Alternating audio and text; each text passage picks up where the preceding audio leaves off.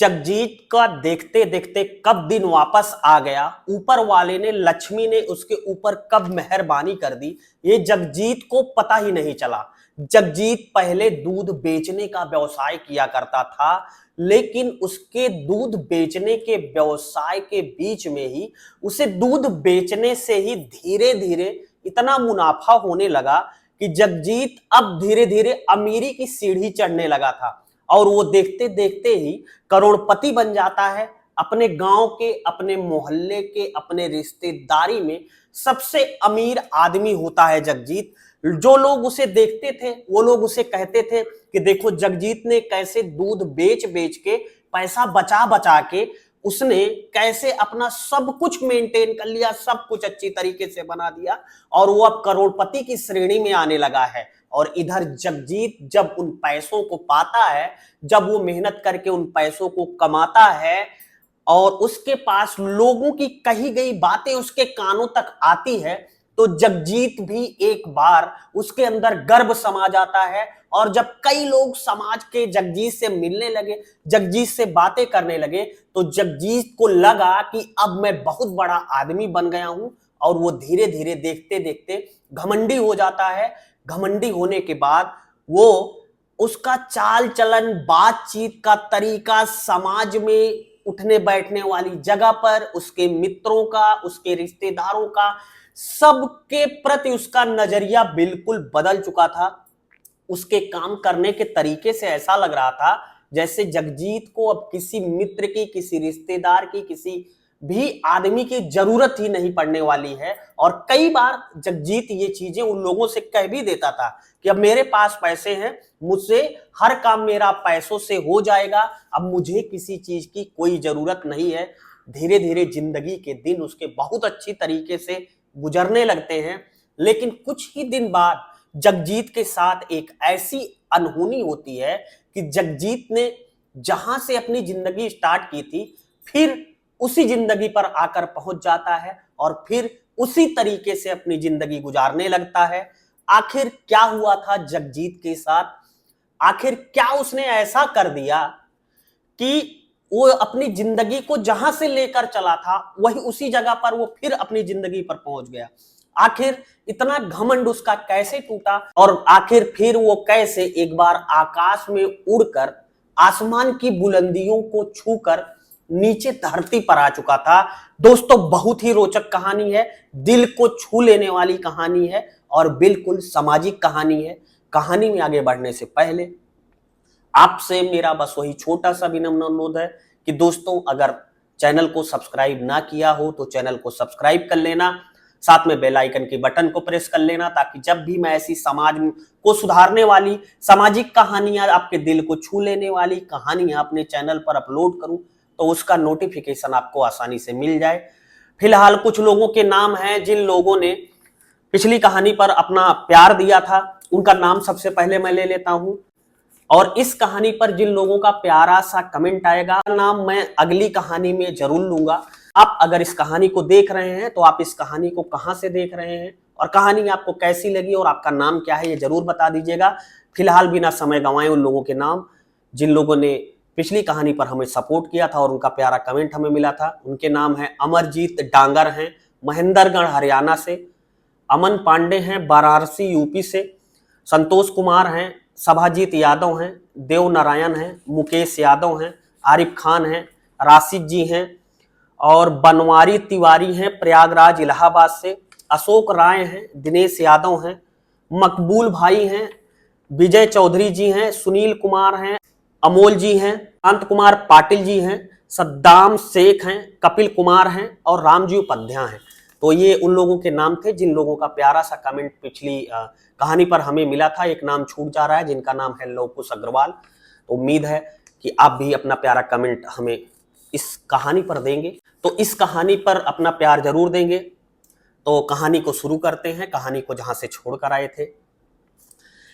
अब जगजीत धीरे धीरे जब उन पैसों को, जो दूध वो बेचा करता था, तो जगजीत का एक बेटा था जिसकी उम्र करीब 18-19 साल हो चुकी थी, जिसका नाम होता है मोहित, और जगजीत की पत्नी थी सुषमा। तीनों देखते हैं कि हमारे पिताजी और हमारे पतिदेव बहुत अच्छी मेहनत कर रहे हैं, लगन से काम कर रहे हैं पूरा दूध बेचने का। अब बेटा जो था मोहित, तो वो ज्यादा पढ़ता लिखता नहीं है, और ज्यादा जब पढ़ता लिखता नहीं है तो जगजीत जब देखते हैं कि इसका मन अब पढ़ाई वढ़ाई में ज्यादा लग नहीं रहा है, तो जगजीत अपने पुत्र मोहित से कहते हैं कि मोहित बेटा देखो, ऐसा है कि तुम्हारा पढ़ाई लिखाई में मन नहीं लग रहा है, अभी समय है जो मैं दूध का धंधा करता हूं, इस दूध के धंधे में ठीक ठाक अच्छा खासा मुनाफा है और तुम भी इसी धंधे में आ जाओ। तो उसका बेटा भी कहता है कि ठीक है पिताजी, अच्छी बात है, अब मैं भी बड़ा हो गया हूं और मुझे पढ़ना लिखना है नहीं, बाहर अगर परदेश जाऊंगा कमाने कितना 10-20 हजार रुपए की नौकरी करूंगा, उससे बढ़िया है कि मैं आपके साथ लगूं, एक तो अपना धंधा है घर का और दूसरा जो है आपकी सहायता भी हो जाएगी। अब मोहित और जगजीत यानी बाप और बेटे दोनों साथ मिलकर दूध का काम चलाते हैं। अब दूध का काम उनका दिन दूना रात चौगुना चलने लगता है, बहुत ही अच्छी ऊंचाइयों पर जाता है, और उस ऊंचाई के पीछे जगजीत और मोहित की मेहनत नहीं थी। दरअसल मोहित ने पहले ही दिन जब अपनी डेयरी फार्म से दूध निकाला भैंसों और गायों का, तो जब वो बेचने के लिए उसे मार्केट में ले जा रहा था तो उसके पिता ने बताया कि यहां देना है दूध, तुम्हें इस दुकान पे देना है, तुम्हें इस दुकान पे देना है। तो ये सब बताने के दौरान उसके पिताजी ने एक चीज उसे और बताई कि बेटा मोहित देखो, जब तुम रास्ते में जाओगे तो रास्ते में एक जगह ऐसी पड़ती है जहां पे सुनसान रहता है, बिल्कुल सन्नाटा रहता है, वहां पर एक बाग है छोटी सी, वहां एक नल लगा है, तो तुम अपना नल पे रुक जाना और नल पे रुकने के बाद वहां से तुम पानी दूध में डालना और दूध में पूरा जो टैंकर होता है, जो छोटा सा केन होता है, उस केन में जितना ही दूध है उतना ही पानी डाल देना। मोहित कहता है ठीक है। अच्छा, मोहित भी अपने पिता का पूरा सपोर्ट करता है इस काम में। अब जितना दूध उतना पानी दोनों बाप बेटे मिला रहे थे। अब उन्हें चूंकि मुनाफा ज्यादा हो रहा था, धीरे धीरे ये अमीर बन जाते हैं, बड़े बन जाते हैं और लोगों से बर्ताव इनका बदल जाता है। अब पिता जो है वो इतने घमंड में रहते हैं कि पूछो मत, उनकी कुछ अलग ही सोच रहती है। अच्छा, फिर लोगों को दिखाने के लिए कि मैं बहुत रईस हो गया हूं, मेरे पास बहुत ज्यादा पैसा हो गया है, जगजीत क्या करता है, एक फॉर्च्यूनर कार खरीदता है, नई करीब 25-30 लाख की एक नई फॉर्च्यूनर कार खरीदता है, घर पे लाता है, बाकायदा फोटो शूट होती है, सामाजिक लोगों को, समाज के लोगों को दिखाया जाता है। अब समाज के लोग ये सब देखकर बहुत परेशान होते हैं और दो पड़ोसी जब एक साथ बैठते हैं तो कहते हैं कि अरे भाई, जगजीत ने तो लगता है फॉर्च्यूनर कार खरीद ली, शायद इसी ने खरीदी। तो दूसरा पड़ोसी कहता है कि हाँ जानते हो, ये जो दूध में पानी मिलाकर बेच रहा है उसके बदौलत लिया है। जब चीज जगजीत मार्केट में जब जाता था, गांव में जब जाता था, मोहल्ले वालों दुकानदारों से मिलता था, बड़ी ऐंठन थी, बहुत ही गुरूर से, बहुत ही घमंड से लोगों से बात करता था। कई लोगों ने उससे पूछा कि भाई कैसे लिया फॉर्च्यूनर, तो कहता था कुछ नहीं, मेहनत करता हूँ, धंधा करता हूँ, दूध का धंधा है, इसी से लिया, मेहनत कर रहा हूँ लगातार। अभी तक मैं अकेला था तो आमदनी हमारी होती थी, लेकिन अब बेटा मोहित भी साथ में आ गया है, इसलिए अब कोई दिक्कत परेशानी नहीं है। खैर, जैसे तैसे जिंदगी के दिन गुजरने लगे। अब इधर फॉर्च्यूनर आ गई, सब कुछ ठीक ठाक से चलने लगा। अब जगजीत के पास पैसे उस पानी के इकट्ठे होते होते करीब 1 करोड़ पहुंच गए। उसके पास 1 करोड़ रुपए जमा हो गए। ऐसा समझिए कि उसके अकाउंट में 1 करोड़ रुपए जमा है। अब जगजीत एक दिन अपनी फॉर्च्यूनर कार से अपने घर पे पहुंचता है। घर पे पहुंचने के बाद अपनी पत्नी सुषमा से कहता है कि सुषमा, अब हमें और बड़ा आदमी बनने से कोई नहीं रोक सकता है। तो सुषमा, उसकी जो पत्नी थी, वो बड़ा सोच समझ वाली व्यक्ति थी, बहुत ही सोच समझ वाली नारी थी। उसने अपने जीवन में बहुत कुछ देखा था कि गलत का खामियाजा कैसे होता है और गलत का खामियाजा कैसे भुगतना पड़ता है। तो जब जगजीत सुषमा से कहता है कि सुषमा, दरअसल हमारे घर के करीब 1 किलोमीटर दूर कुछ जमीन बिक रही है और उस जमीन की जो कीमत है, मौजूदा समय में जो जमीन बेचने वाला मालिक है वो करीब 2 से 3 करोड़ रुपए मांग रहा है और 3 करोड़ रुपए में सौदा फाइनल हो जाएगा। मैं ऐसा करता हूं कि मेरे पास 1 करोड़ है और 2 करोड़ का मैं लोन करा लेता हूं और उसके बाद वो जमीन ले लेते हैं। तो उसकी पत्नी कहती है कि नहीं, ऐसा मत करिए, हमारे पास कोई बहुत पुराना बैकअप नहीं है, अभी जो आपने नया धंधा स्टार्ट किया है कुछ दिन में, साल 2 साल में, उसी का कमाया हुआ पैसा आपके पास है, और मान लो कोई ऐसी स्थिति आ जाती है कि धंधे में कुछ 19-20 हो, धंधे में कुछ ऊपर नीचा हो, तो हम इतना सारा 2 करोड़ रुपए लोन कहां से भर पाएंगे।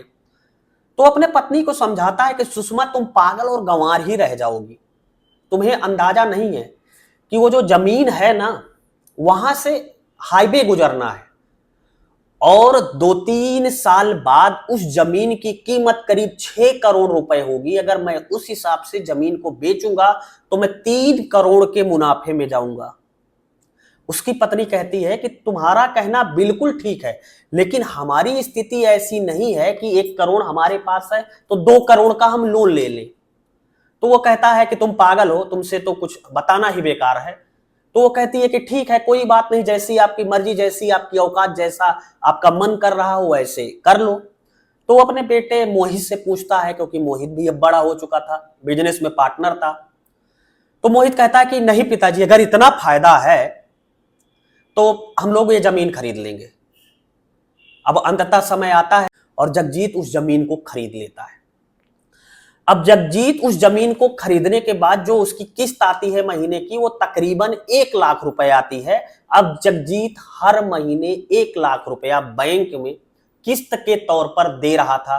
उसका धंधा धीरे धीरे उसी ऊंचाइयों पर चल रहा था जैसे उसका धंधा पहले चल रहा था। अब जगजीत धीरे धीरे समय कटने लगता है, लेकिन जगजीत इतनी खुशी में उसके ऊपर घमंड और छा जाता है कि महज 2 साल बाद मैं और ज्यादा बड़ा आदमी हो जाऊंगा। लेकिन एक दिन पता चलता है कि जिस जगह से 4 लेन हाईवे जाना था और जहां पर जगजीत की जमीन है, उस जमीन पर जगजीत के अब अंडरपास जाएगा, एक ब्रिज बनेगा, एक पुल बनेगा। अब जगजीत को जब ये सब पता चलता है तो जगजीत बहुत हैरान परेशान। अब वो बाजार में जाता है, उन लोगों से मिलता है, अपने रिश्तेदारों को बताता है, गांव और समाज के लोगों को बताता है कि भाई ऐसी ऐसी बात है। अब उस जमीन की मालियत जो थी, जितने में खरीदी थी जगजीत ने, उससे काफी कम हो चुकी थी, क्योंकि वहां से जब अंडरपास जा रहा है तो वहां पे ना कोई मार्केट बन सकती है, ना ही कोई दुकान, ना किसी प्रकार का कोई धंधा बिजनेस किया जा सकता है, क्योंकि वहां पर जो ब्रिज का खंभा होगा वही होगा। तो वो जमीन तो बेकार हो गई। और जिस सर्कल रेट के हिसाब से जगजीत को मुआवजा मिलना था, वो महज 1.5 करोड़ रुपए था। अब टोटल महज उसे 1.5 करोड़ मिलने थे, और 1.5 करोड़ उसे मिलते भी हैं।